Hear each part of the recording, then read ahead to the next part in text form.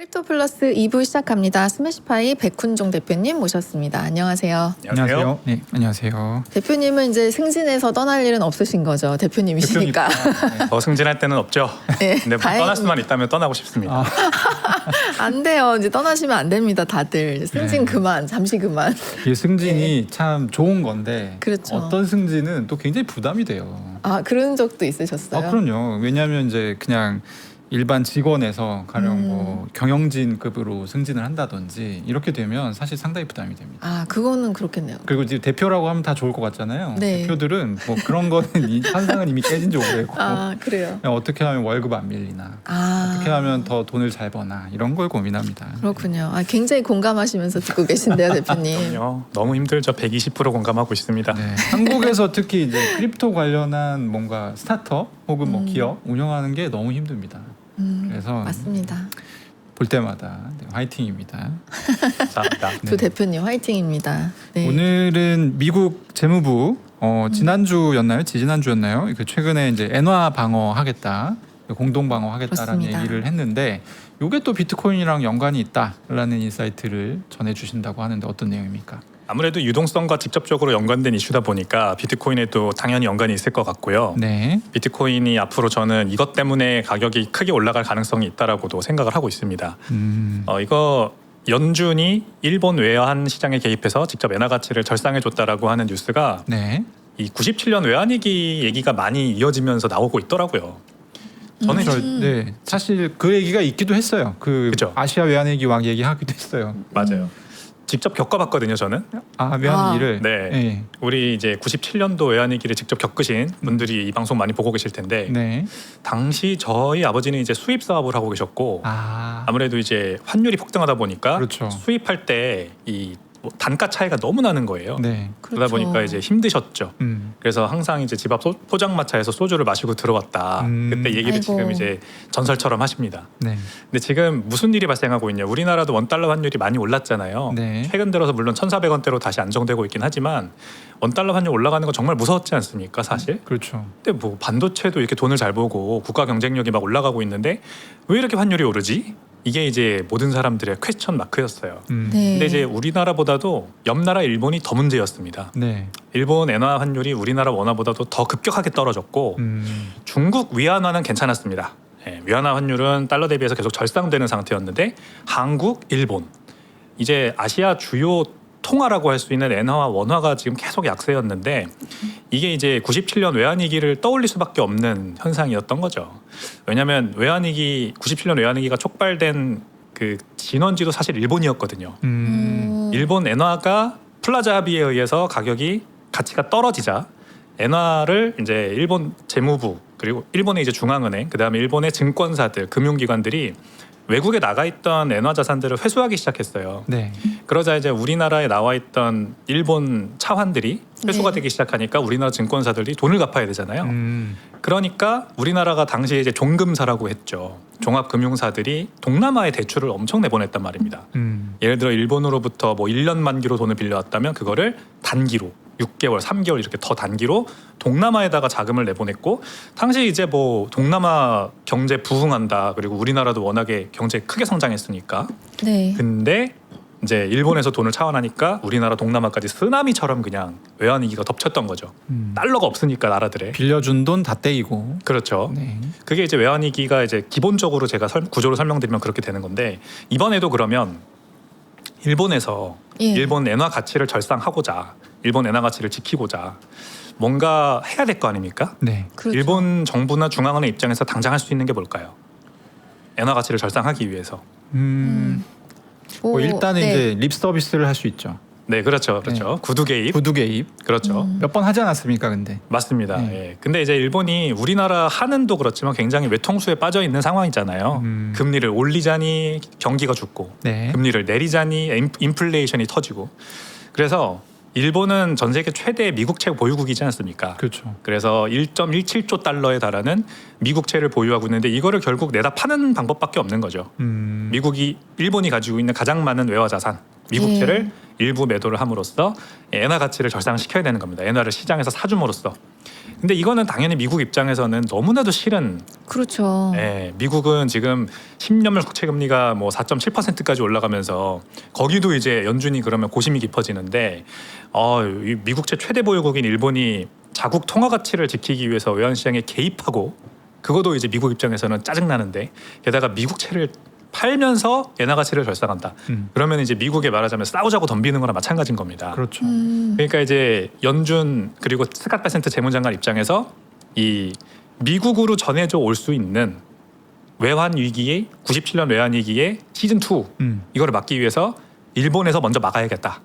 댐을 네. 거기다 짓는 거죠, 말하자면. 그러면은 일본한테 미국채를 안 팔고도 엔화 가치를 절상시킬 수 있는 방법을 이제 미국 입장에서는 제시를 해줘야 되는데 네. 그게 이제 요즘 뉴스에 많이 나오는 피마 이제 연준 그리고 각국 중앙은행 간의 레포 패시리티를 개설을 해주는 거죠. 네. 그래서 이제 일단은 상황을 한번 정리를 해드리자면 예. 그 연준이 먼저 유로화를 팔아가지고 일본 엔화 절상을 했어요. 개입 자체는 이게 근데 유로한테는 또 얘기를 안 하고 유로화를 대량 패대기 쳐가지고 말 예. 나왔어요. 그게 또 말도 없이 그냥 예. 해버려가지고. 그래서 22 중앙은행 총재가 항의했어요. 맞아요. 예, 왜 우리한테 말 안 해줬냐. 그러니까 맞아요. 말만 해줬어도 뭐라도 해봤을 텐데. 근데 이제 그걸 또 원하지 않겠죠, 미국은. 뭐라도 하면은 그 효과가 반감되니까. 그렇죠. 그래서 이제 어쨌든 그러니까 미국 입장에서는 전략적 요충지가 더 이상 이 지난 한 100년 동안 이어졌다고 할 수 있는 서구권의 이런 금융 안정과 어떤 이런 동맹 강화 이런 게 아닌 거예요. 그렇죠. 미국 입장에서는 이제 자국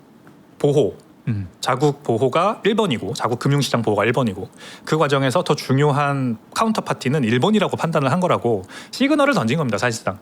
사실 베센트 장관이 유로를 저렇게 22 허락도 안 받고 허락이라고 표현하기는 좀 그렇지만 그렇죠. 말하자면 상의도 없이 언급도 없이. 언급도 없이 예. 저렇게 내다판 거는 굉장히 이례적인 일이고 아, 제가 이제 좀 조사를 해보니까 이게 이제 어떤 면에서 이례적인 면이냐면 원래는 시중은행들의 일본에서 만약에 일본 중앙은행이 일본 시중은행들의 전화를 걸어서 레이 체크라는 걸 한대요. 네. 환율 체크죠, 말하자면. 그걸 하는 이유는 결국 구두 개입이라고 합니다. 우리 김동완 대표님 말씀하신 것처럼 야 환율 지금 말도 안 되는 것 같으니까 네. 조심해. 달러 사지 마라. 이렇게 말하자면 으름장 놓는 거래요. 근데 일반적으로 일본 시중은행들이 중앙은행한테 그런 전화를 받으면 뭔가 개입이 있을 거구나 생각하고 이제 달러 매수를 중단한다고 합니다. 근데 이때는 얼마 전에는 이제 굉장히 이례적으로 뉴욕 연은이 직접 일본 은행들에 전화를 돌렸다는 거예요.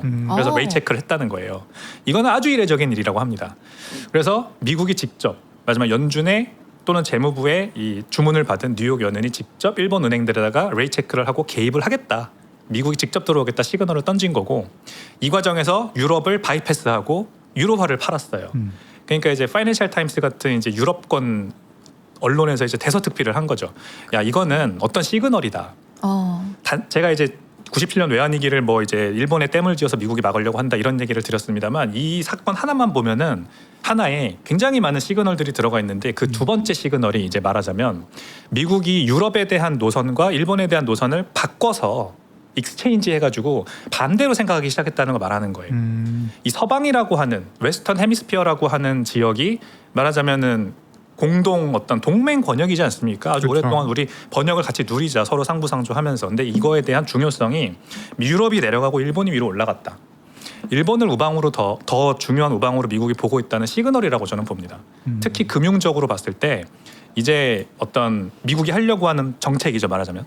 미국 경제를 부흥하고 이 트럼프 2기가 앞으로 이제 정권 재창출까지 이어질 수 있는 그런 여러 가지 교두보가 필요한데 일본이 굉장히 중요하다라고 보는 베센트의 시그널이고요. 거기에서 플러스 반드시 이제 미국이 해야만 하는 거는 미국채를 못 던지게 해야 돼요. 일본이든 유럽이든 뭐 어느 나라든. 그래서 시그널을 던져서 이제 97년 외환위기 같은 게 발생하지 않고 미국이 하려고 하는 그 경제 정책을 계속해서 펴려고 하는 그 하나의 이벤트가 정말 다양한 시그널이 들어있는 하나의 이벤트가 이번에 발생했다. 일단 이렇게 좀 정리를 드리겠습니다.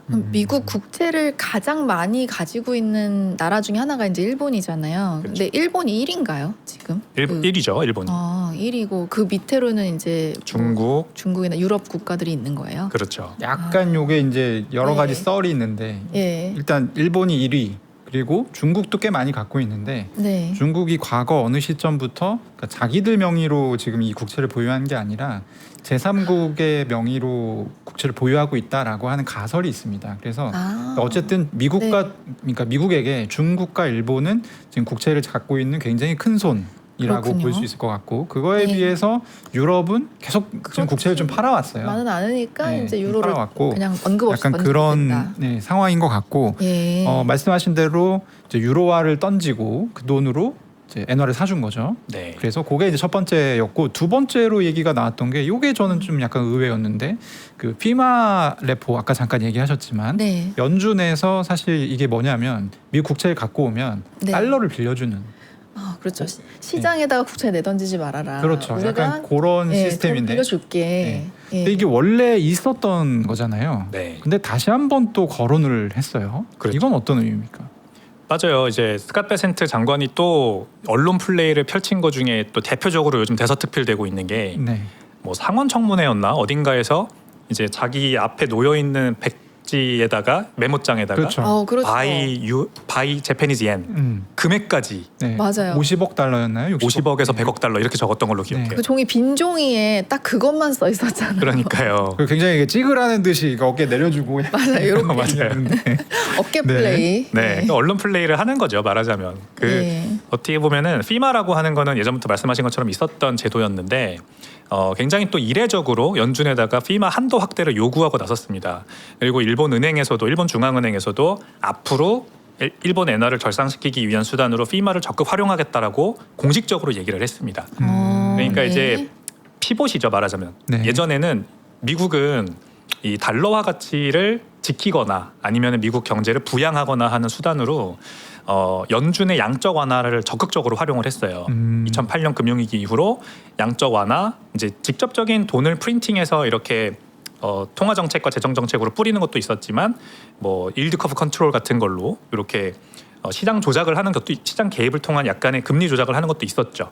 이게 이제 연준의 직접적인 시장 개입이었고 요거를 뭐 아주 2008년 이후로는 우리가 당연하게 페드 푸시다 이런 식으로 이제 기다려왔는데 지금은 사실 금리 환경이 예전 같지 않고 그다음에 인플레이션이라고 하는 그전과는 다른 변수가 있다 보니까 연준이 공격적으로 금리를 인하하기 어려운 상황이라는 거잖아요. 네. 그러다 보니까 연준을 직접 내세우기보다는 이제 재무부가 진두지휘 하에 미국 재무부가 직접 외환 시장에 개입해서 유동성을 풀겠다라고 하는 정책 전환의 피봇이라고 저는 봅니다. 그래서 피마를 한도를 확대한다. 결국 이번에는 유로화를 팔아가지고 엔화 가치를 전상시켰지만 앞으로 뭐 미국이 아무리 개입을 하고 아니면 일본 중앙은행이 아무리 개입을 해도 엔화 가치는 계속 떨어질 수 있거든요. 네. 그러면 실제로 지금 좀 떨어지고 있잖아요. 그러니까요. 네. 이번에 유로화 팔아서 한번 개입한 거는 잠깐 단말만 그쳤고 다시 엔화 가치는 또 떨어졌습니다. 근데 미국 입장에서는 어쨌든 엔화 절상, 달러와 같이 하락을 계속 유도를 해야 되는 상황이에요. 네. 그건 이제 뒤에서 더 말씀드리도록 하고 왜 그래야 되는지는 어쨌든 그걸 계속 유지하려면 뭔가 이제 미국도 계속 유로화를 대답할 수는 없으니까 이거는 그렇죠. 일종의 하나의 보여주기였다고 생각을 해요. 유럽 니네 미국 요즘 말 안 듣지.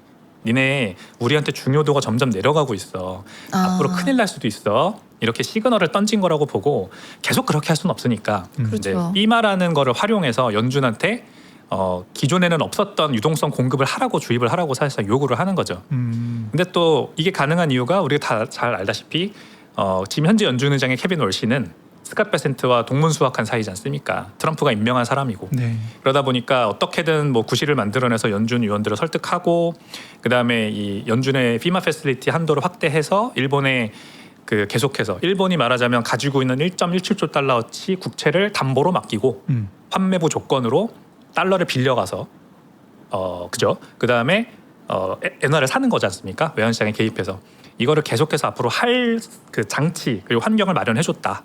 그럼 이 상황에서 당연히 달러 유동성이 풀리겠죠. 이제 정확히 이렇게 되진 않겠습니다만 이론적으로 보자면 일본이 1.17조 달러짜리 미국채를 가지고 있으면 그만큼의 달러 유동성이 나올 수 있다는 말도 되는 거예요. 담보 대출이니까.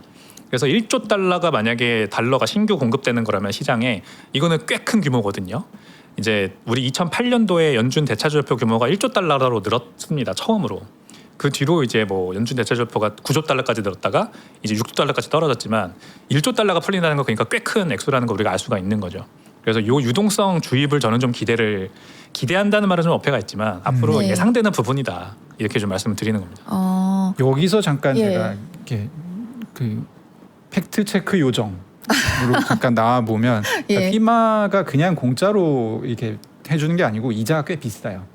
어느 정도 될까요? 그러니까 시중 레포 이자 중에서 가장 비쌉니다. 그래서 일각에서는 이게 열어주더라도 사실 이거 누가 쓰겠냐라는 얘기가 또 나오고 있긴 한데 네. 대표님 말씀하셨던 것처럼 이거 그럼 왜 열어주냐 쓰지도 않을 거. 그렇죠. 명백하게 그거는 어떤 의도의 문제가 있다는 거죠. 미국 정부 특히 재무부 스콧 베센트가 지금 이거를 하나의 방편으로 그렇죠. 좀 생각을 하고 있다. 이런 부분들이 있기 때문에 뭐 승인 여부도 중요하고 그 피마 레포 관련한 어떤 숫자들이 좀 변하는지 그런 부분들도 저희가 참고해야 될 것 같습니다. 그러니까 체크를 많이 해야겠네요. 왜냐하면 이게 한 번이 아니고 여러 번이 돼서 아예 구조적으로 이제 피마 레포를 많이 활용하는 그런 시대가 온다고 하면은 체크할 것들이 굉장히 많아질 거 아니에요. 네, 우리나라 한은도 이번에 기사가 났더라고요. 앞으로 당분간은 피마 패슬리티를 활용해서 뭔가 외환을 이제 가져올 생각은 없다라고 한은에서는 명백하게 공식적으로 얘기를 했고요. 그러니까 이 피봇이 말 그대로 피봇이기 때문에 굉장히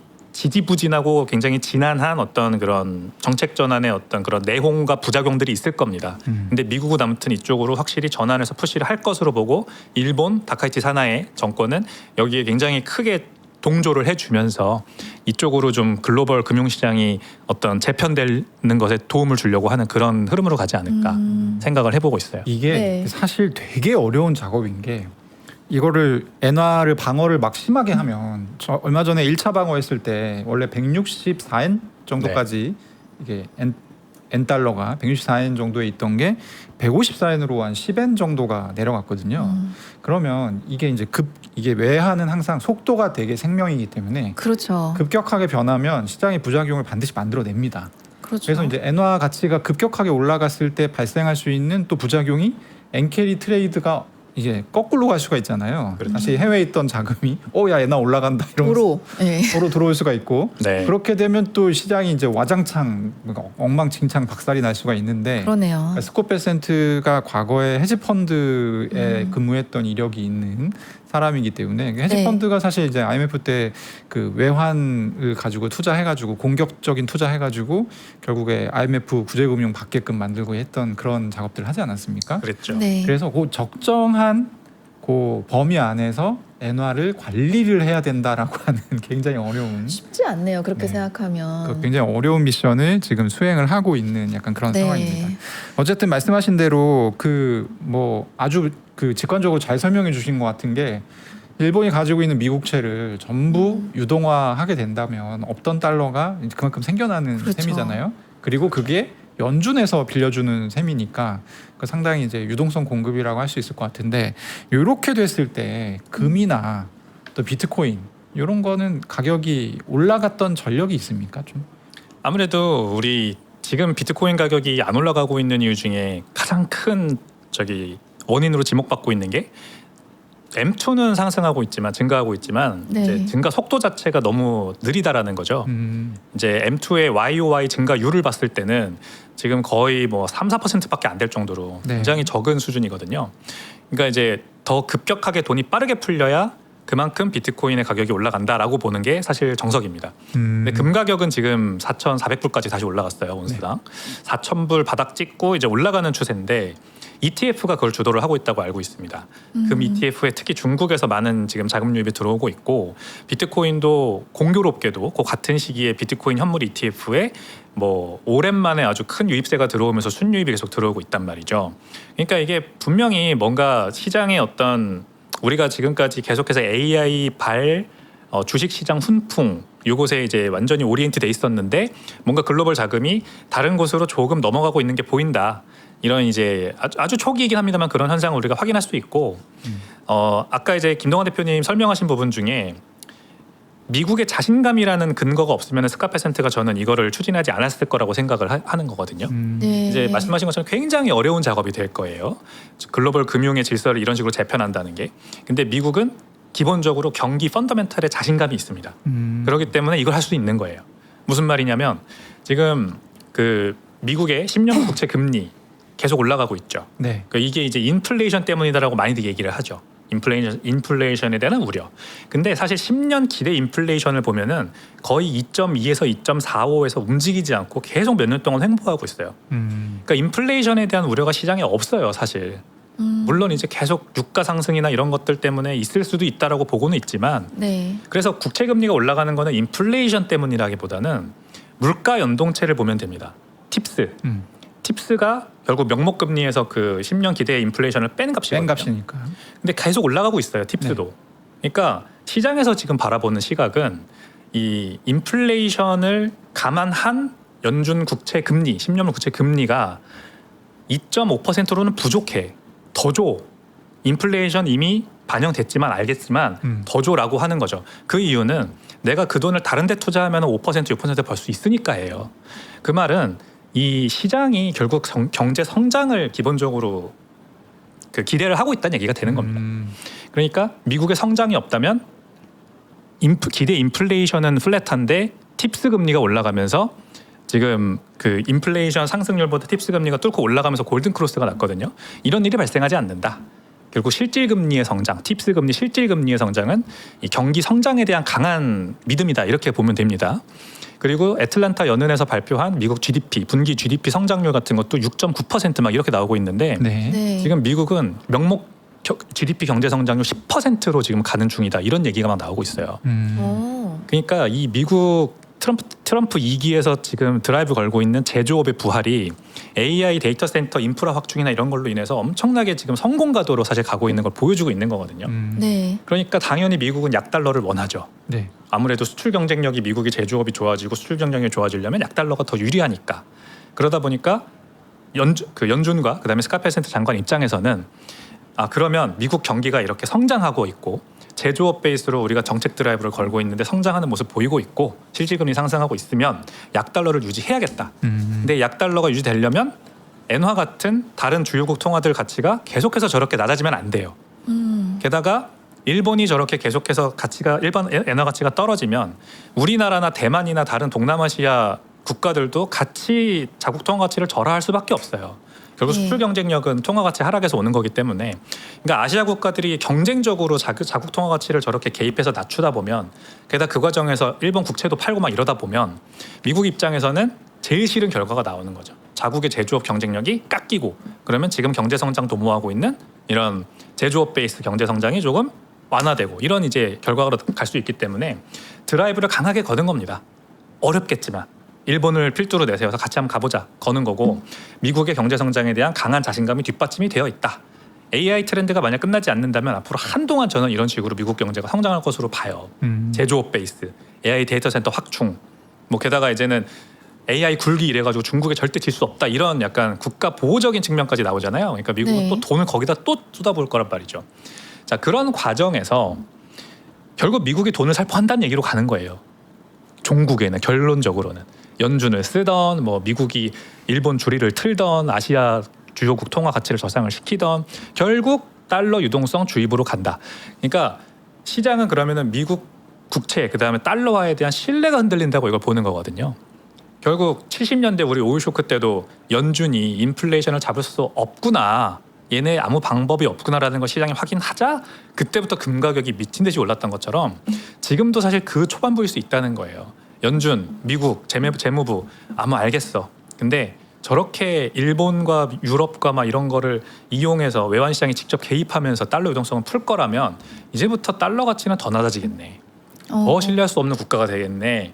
이 기존에 알고 있던 금융 시스템이 더 앞으로는 모르겠네, 어떻게 될지, 이러면서 실물 자산, 하드 에셋에 대한 수요가 올라갑니다. 그게 이제 스마트 머니들은 이걸 미리 좀 생각을 하고 금 ETF로 지금 금 시장에 다시 돌아오고 있는 거예요. 그래서 4,400불까지 다시 온스당 가격이 올라갔다고 저는 보고요. 그 과정에서 비트코인이 당연히 반사이익을 저는 받겠죠. 그렇게 무조건 생각을 하거든요. 비트코인이 단순한 위험 자산이 아니라 금보다도 더 확실한 희소성과 탈중앙성과 검열 저항성과 뭐 이런 것들을 가진 하드 에셋, 베어럴 에셋이라고 하죠. 우리 무기명 자산. 누가 가지고 있던 그 실물 자산의 가치가 그냥 똑같은 거. 그런 비트코인의 특성을 이제 글로벌 스마트먼들이 점점 깨닫게 되면서 두 개가 같이 이렇게 주도주로 바뀌는. 저는 좀 이제 AI 일변화된 어떤 주식시장 상승 가도가 실물 자산으로의 수요로 이제 넘어가는 그런 전환점이 우리가 있는 거 아닌가 그렇게 얘기를 드리고 싶어요. 왜냐면 듣다 보니까 사실 AI가 그렇게 잘 되면 사실 유동성이 없기 때문에 이제 비트코인은 오르지 못하는 건데 근데 또 나머지 반을 들어보니까 얘기를 듣다 보니까 그렇지만 이제 달러 유동성이 생길 거기 때문에 이제 그 시기에는 비트코인이랑 금이 훨씬 더 가치 있게 다뤄질 수 있다라는 말씀이신 거잖아요. 그렇죠. AI도 그렇습니다. AI도 당연히 AI 관련 주식들이 앞으로도 좋을 수 있죠. 주식시장도 계속 상승할 수 있지만 이 AI 결국 기술 경쟁의 어떤 주요 재료라고 하는 게 부채 기반이고 신용 기반이고 돈의 유동성 주입을 통해서 이게 되는 거라면 지금 뭐 순환금융 이런 얘기가 벌써 나오잖아요. 엔비디아가 계속 그 자신의 칩을 사주는 회사들에 투자해주고 엔비디아는 또 빅테크들한테 계속 돈 수혈받고 지금 이런 거 이게 결국 중국과의 경쟁 때문에 약간 국가 보호주의로 가는 지금 상황이란 말이에요. 그러면은 워싱턴 정가와 실리콘밸리의 이 빅테크 거물들이 결탁을 해서 계속해서 돈을 주입해서 이거 무조건 살려야 된다 식으로 가는 거죠. 그러면은 이것도 결국 AI는 계속 발전하겠지만 이렇게 발전하는 게 맞나? 신뢰에 대한 문제거든요, 사실. 시장 경제가 아니다 이거는. 그러면서 이제 유동성도 풀리고 신뢰도 흔들리고 그러면서 이제 실물 자산의 수요가 가는 거죠. 그렇게 볼 수 있습니다. 네. 그러니까 이제 확신이 들 때는 미국이 AI를 재패하겠네, AI 데이터 센터가 돈을 그냥 뭐 쓸어 담겠네라는 확신이 들 때는 저렇게 풀리는 돈이 다 AI 데이터 센터 짓는 쪽으로 또 다 가게 될 가능성이 높은 거고. 그렇죠. 근데 그러다가 야 이거 너무 쏠렸다, 불안하다. 그럴 때는 금 사야 되겠다. 그렇죠. 이제 나온다는 거죠. 그래서 맞아요. 이제 이게 뭐 일변도로 저희가 AI 데이터 센터 무조건 올라간다, 금이 비트코인이 무조건 올라간다 이 얘기가 아니라 그 균형이 시장에서 어떻게 맞춰지느냐에 따라서 사실 좀 가격들이 변할 것 같다라는 인사이트로 저희가 이해하면 좋을 것 같습니다. 그러면은 뭐 여러 가지 지표 얘기해 주셨는데 투자자분들께서 비트코인 상승이 이제 가능성이 좀 높아졌네라는 부분을 좀 판단할 수 있는 오늘 얘기와 연관되어 있는 지표가 있다면 어떤 게 있을까요?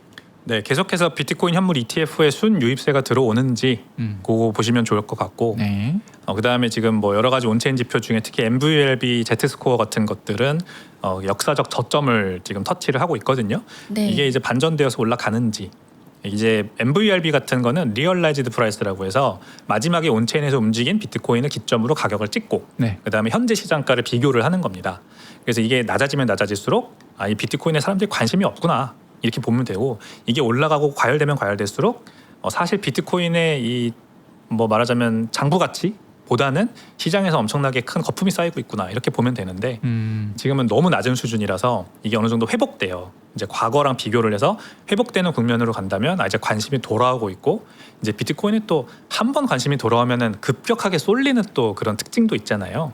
막 온갖 호재가 막 갑자기 나오면서 지금은 또 호재가 없으니까 이제 그렇게 될까 싶지만 모릅니다 또 어떻게 될지. 그래서 그런 것들 보면서 차근차근히 비트코인 모아나가시는 것도 좋은 방법이지 않을까 생각합니다. 자, 이렇게 지금 비트코인은 젖혀두고 약간 이게 큰 그림은 사실 이제 AI 데이터 센터 이 투자가 굉장히 중요한 것 같아요. 이게 투자 때문에 채권도 많이 발행하고 그러다 보니까 시중의 유동성 다 글로 빨려가서 지금 국채 금리 올라가는 상황인데 스코 퍼센트가 이걸 잘 컨트롤해서 다시 낮춰줄 수 있을지, 물론 낮춰준다고 하면 다시 또 그 돈이 AI 데이터 센터로 가겠지만요. 저희가 좀 지켜봐야 될 것 같습니다. 네, 오늘 백훈정 대표님 모시고 최근에 미국이 엔화에 왜 개입을 했는지 그리고 이제 그것들이 어떻게 또 나비 효과를 일으킬 수 있는지 이런 부분들에 대해서 살펴봤습니다. 네, 말씀 감사합니다, 대표님. 감사합니다. 감사합니다, 대표님.